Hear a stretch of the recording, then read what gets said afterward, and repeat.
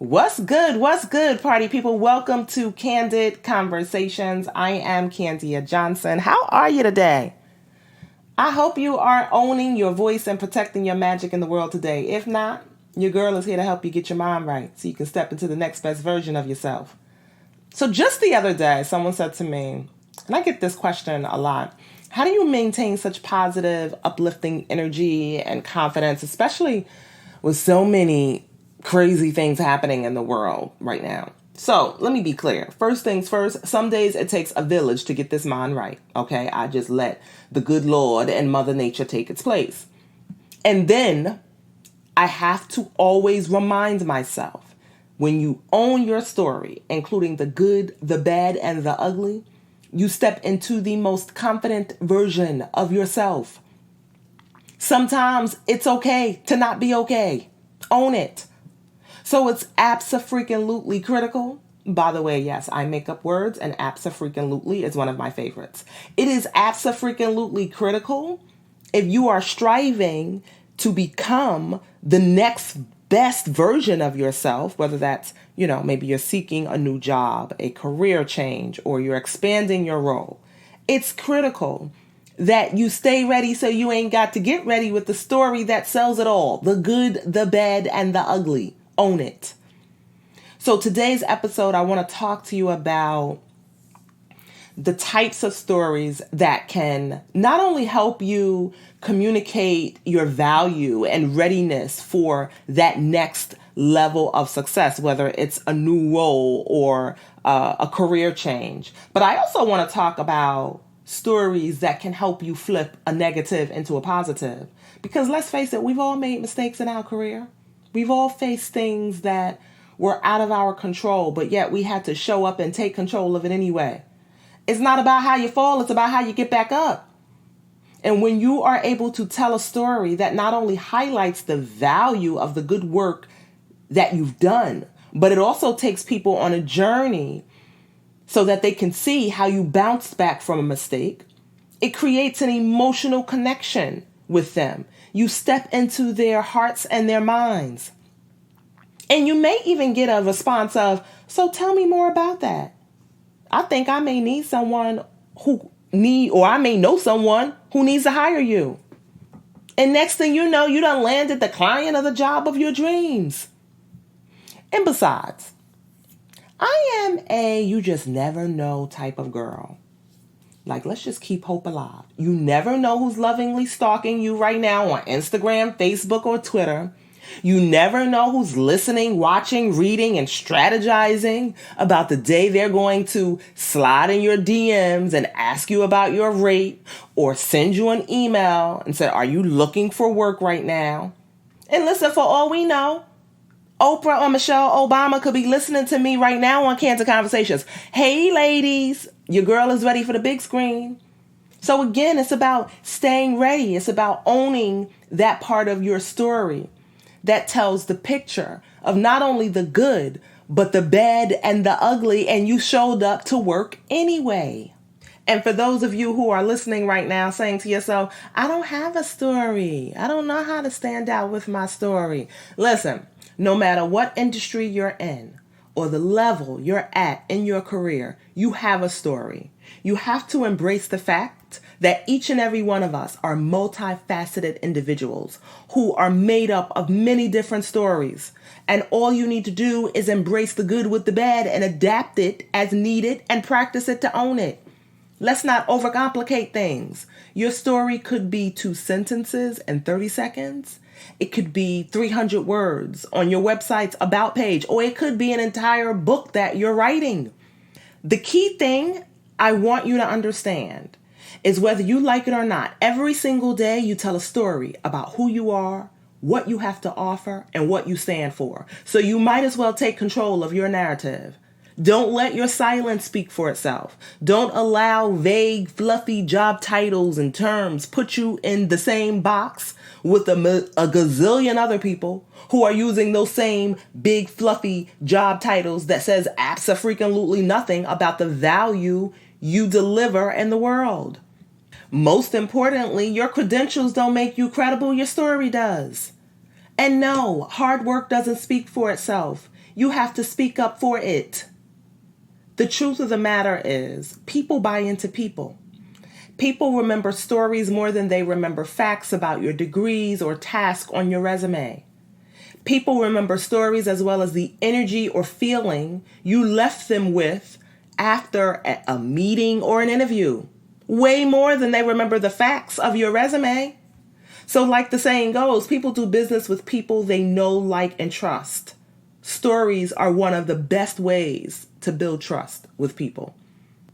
So with millions of people in the job market right now and the art of pivoting, changing careers and expanding your offerings, in the midst of these things being such a hot topic right now, I figured I'd share 3 of my favorite storytelling formulas to help you clearly communicate the value of what you do and also leave a lasting impression. But first things first, everyone needs a storytelling strategy. So I'm going to share some questions as well as examples to help you turn this strategy into action. So first things first, what's your core career story? That 1 to 2 sentence summary of the one thing you want to be known for. One of the common mistakes and struggles for people is not being able to communicate the value of their skills and experiences.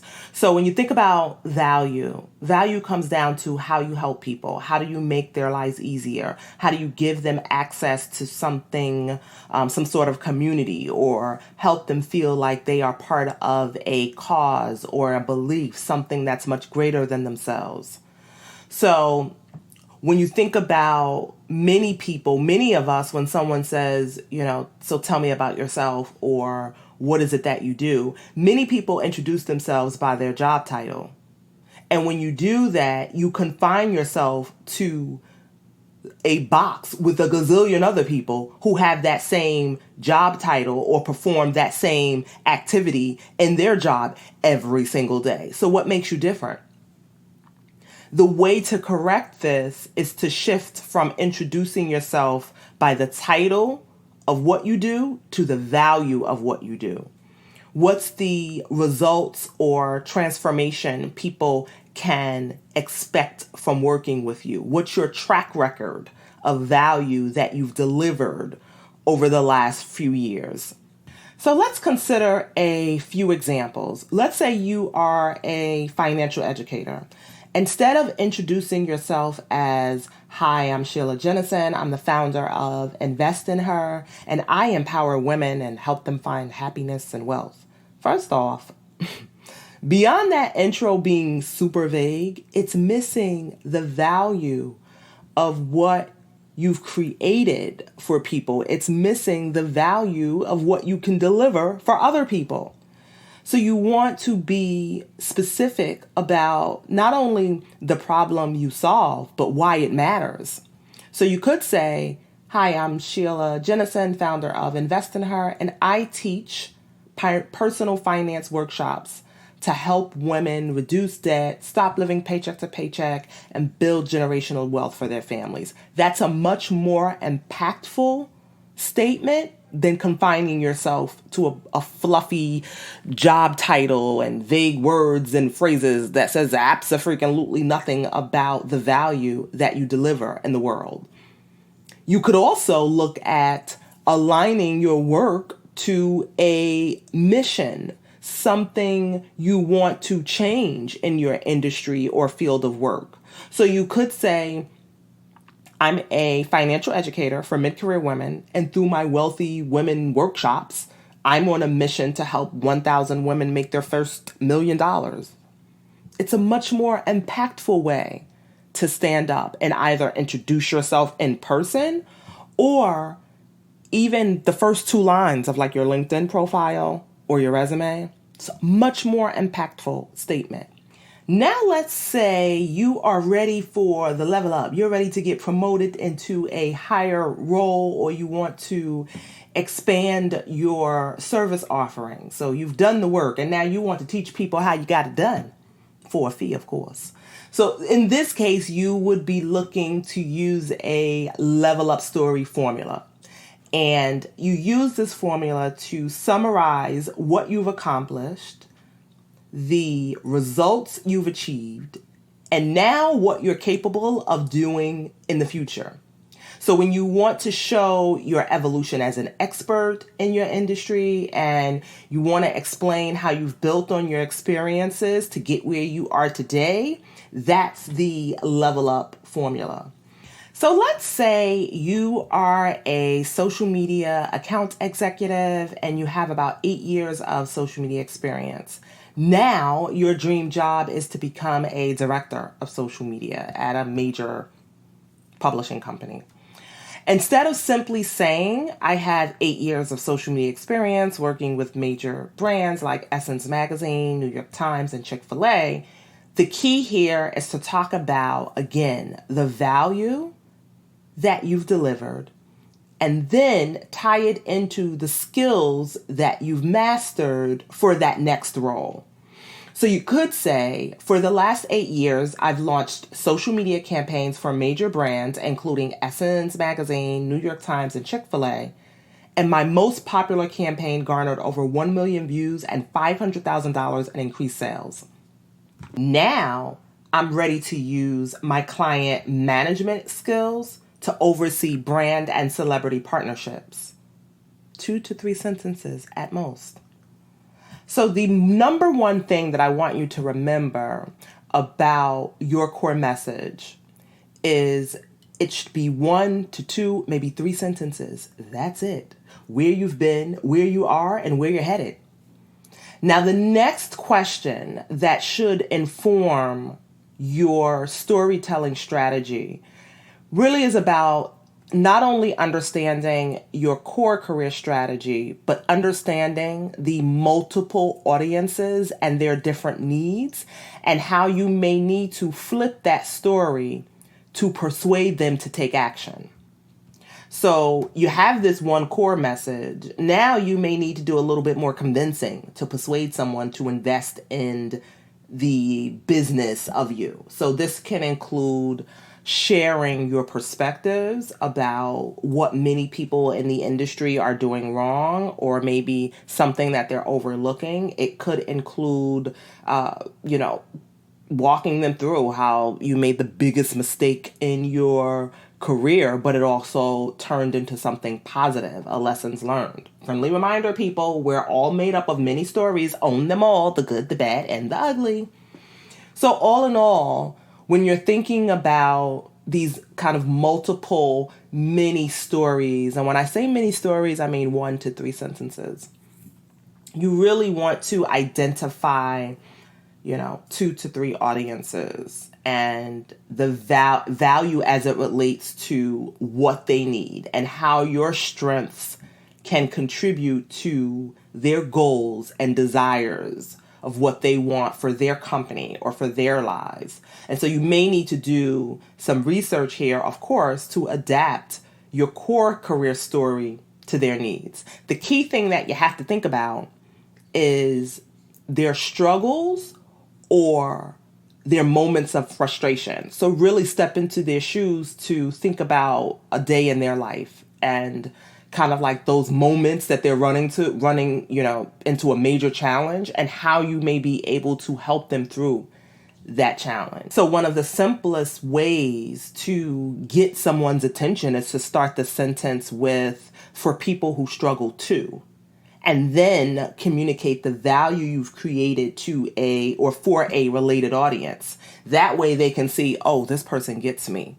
For instance, for a beauty brand struggling to get their products in the hands of millennial moms, I've created content for social media campaigns for major brands, including Essence Magazine, New York Times, and Chick-fil-A.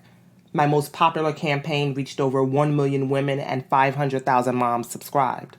So you see how we flipped the script on that initial story about the account executive who initially wanted a director position. Now this person needs to flip that script and let a brand know that I know your pain and trying to reach millennial moms. So now you kind of are changing the story and you're speaking to the struggle first before you go into, your history in the field. So ultimately, you have to understand what value means to the specific audience or the specific person you are trying to convince. Another persuasive technique that most of us run away from, including me at times, is letting people know you're human by sharing or speaking up about your challenges or mistakes. So in my Stories That Sell mastermind, we have these hot seats, and there are a series of hot seats that we have where I'll challenge them on their weaknesses. And for me, I don't even like weaknesses, the term weaknesses. I prefer areas of growth, but I'll challenge them to talk me through their weaknesses. And time again, one of the biggest mistakes that people make is focusing so much on the weakness that they fail to flip the weakness or the mistake into a positive. So let's consider a few examples. Let's say let's just go continue with our story of the social media account executive who wants to land this position as director. You could identify, let's say, delegation, right? It's a common area of growth or area of improvement for many people. So you could say, sometimes I've had trouble delegating. However, I use the Asana project management app to help me figure out how much work I have and balance my workload. Also, I've been working with an executive coach who also helped me see delegation as an opportunity to grow and develop my team members. So that last sentence also, again, puts you in a position for that next level, because you see now that at the directorate level, you will be responsible for teams. And you know that you'll have to delegate a lot of the work that you have on your plate. So it's taking that mistake or taking that weakness, area of growth, and always looking to turn it into a positive. Now, let's say you've made a mistake in your career. Someone says, tell me about one of the biggest mistakes that you've made in your career. And so one way to begin the sentence is to say, a pivotal moment in my career was when I was working as a contractor for the U.S. Navy. I submitted a presentation to the client who was unhappy about the content as well as the format. But the lesson learned from that experience serves as the rules that I live by today. 1, before the work begins, schedule a kickoff meeting to clarify the client's expectations and kind of explain our process. And 2, I identify kind of draft review dates before the review. That way, the client and I can make sure we're on the same page and there's time to make the updates. So again, it's about owning the good, the bad, and the ugly, and being able to flip that and adapt it to the needs of not only the person that you are trying to convince, but maybe even the next level or the next role that you are trying to leap into. Now let's look at another persuasive technique for my career changes. So I am a career changer, and so I have a sweet spot for people being able to flip the script when they want to head into a new direction. So if you are looking to connect the dots between two seemingly unrelated roles, or you want to take the skills that you've developed in one industry and leverage the transferable skills you've mastered into a completely different industry, now it's time for us to connect the dots. So let's go back to our social media account executive, right, with the 8 years of experience. But now they said to themselves, you know what? I want to get out of this rat race. I want to become a teacher. I want my summers off, and 3:00 every day I want to be done with school, right? So you could opt for the connect the dot formula. For the last 8 years, I've launched social media campaigns to help major brands, including Essence, New York Times, and Chick-fil-A, boost awareness and sales. However, while I was creating and managing processes for publishing high volumes of content, I developed an itch for teaching. Now I'd like to use those same teamwork and organization skills that I've used in corporate to teach high school students how to communicate more effectively and resolve conflicts peacefully. You see how that connect the dots moment is not only tied to the value of your skills, but also it's tied to the transformation that someone can expect from you leaping into this new field. The transformation being your communication skills is going to teach them how to resolve conflict. So the key thing that I want you to remember about your connect the dots story is that it's an overview of the value you've delivered in addition to an aha moment or a period of reflection or a defining moment, which ties your career story all together. And it makes perfect sense why you're now looking to get into this new role. So the last question that I want us to consider when it comes to this storytelling strategy and turning it into action is how can you create an emotional connection for your audience? So here's what I strongly believe in. People buy into the energy of your presence before they buy into the power of your words. Emotion, as well as the energy you give off, influences behavior.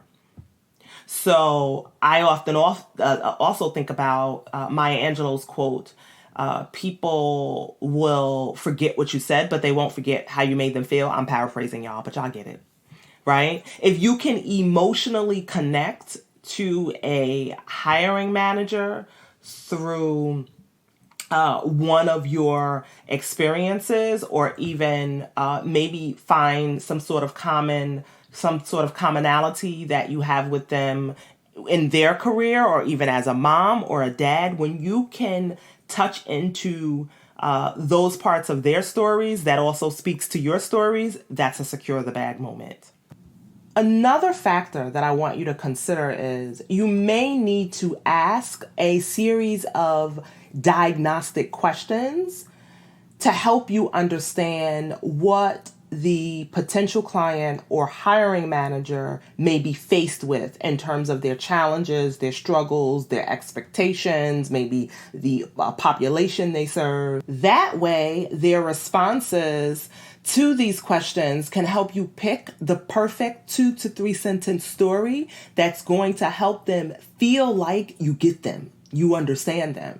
And now they realize you're the perfect person to hire because they feel like you can make their lives easier. You can give them that hassle-free life. They can have a sleepless night or whatever, right? And so some of my go-to diagnostic questions are, what does success look like for you next year this time? What are your priorities, in the next 90 or 120 days? Also, consider this. We have to consider the climate that we're in right now. So we're in the midst of a pandemic due to COVID-19. And I believe discussions around how people have managed what they learned during that time are not only being included in a line of interview questions, but those questions aren't going anywhere anytime soon. And so the key thing that I want you to understand is this line of questioning and storytelling needs to occur on both sides. The interviewer and the interviewee needs to be prepared to not only ask questions, but tell stories about how they managed and what's changed during that time. The good, the bad, and the ugly. In fact, the other day, I think it was on usatoday.com, I read an article where Mark Cuban, so he's the Shark Tank investor. He also is the owner of the NBA team. What is it called? I think the Dallas Mavericks. And he talked about a series of certain questions that he was asking, or he would ask if he was hiring someone or, interviewing someone. He would ask them a series of questions about how they managed during this time. Now, I feel a little indifferent about this, right? And I've even asked a few of my HR friends, and they definitely let me know that they are asking questions about how people have managed during this time and what did they learn about themselves during this time. So now I get it. Many people are trying to assess your level of emotional intelligence, right? Your ability to manage your emotions, maybe even consider the fact that you've been working from home, but now they're trying to gauge if you're open to now being able to return to an actual work environment. So how willing are you to transition back into the work environment, and how structured you are at home? So I do see where a lot of those types of questions and a discussion is needed. However, I feel like we have to be careful because let's face it, there's no precedent to the level of disruption, fear, and pain that many of us experienced in 2020. So we have to lead with empathy. And the person who's being questioned about how they managed during this time, they could have lost someone they loved. They could have been caring for someone who was sick during that time. They could have faced the virus themselves, right? So you have to really be careful about using those sorts of questions to determine eligibility or even a fit as well. However, stay ready so you ain't got to get ready because it's happening.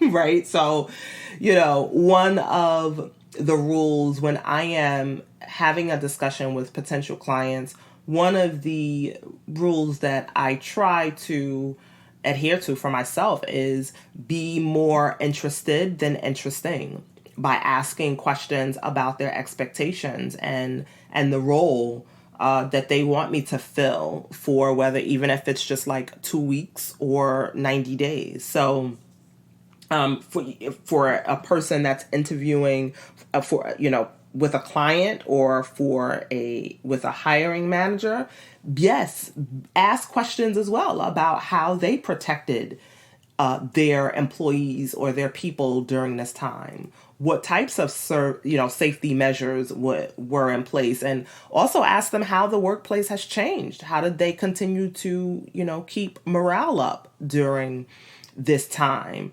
Even asking, what have they learned about themselves and their teams during this time? You can flip the script on those sorts of questions. So prepare to ask those questions as the interviewee, but also be prepared to tell stories about the lessons that you learned. Now, when you are thinking about what to say and how to say it, don't shy away from those emotional words like, it was frustrating and overwhelming and very scary for me initially, and even now. And then remember, my flip the script moment.